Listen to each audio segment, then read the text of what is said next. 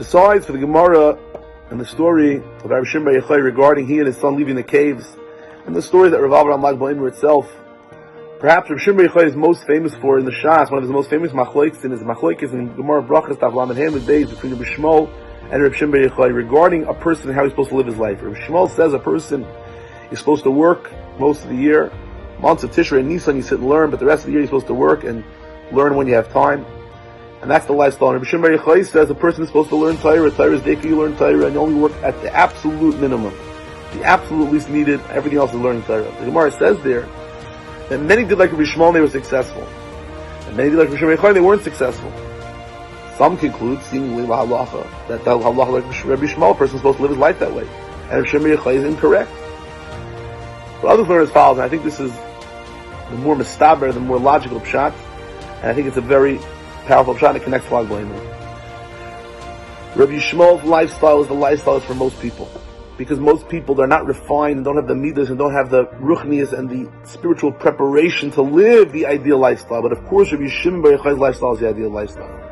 The Gemara says, Harba Asuk Rabbi Shmuel also, and many like Rabbi Shmuel were successful because that's a lifestyle that most people can live.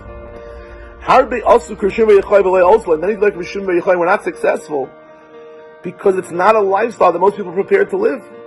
But it's the ideal. It is what you should be doing. Everybody, idealistically, in a perfect world, their midas were correct, and their spirituality was holistically, their whole ruchnias was on a madrega that would be the optimal. Then, of course, they should live like Rabbi Shimon Bar Yochai's lifestyle. So, come to Lag Baomer, we celebrate the man of Rabbi Shimon Bar Yochai. I think one of the things that we're celebrating is the man who brought the Zohar down to the world. He brought down the hidden Torah. I think we're celebrating the inner part of each and every one of us. The Sefer, the hidden Torah in each one of us has the potential to burst forth, steig, and has the potential to grow to our heights that we've never seen.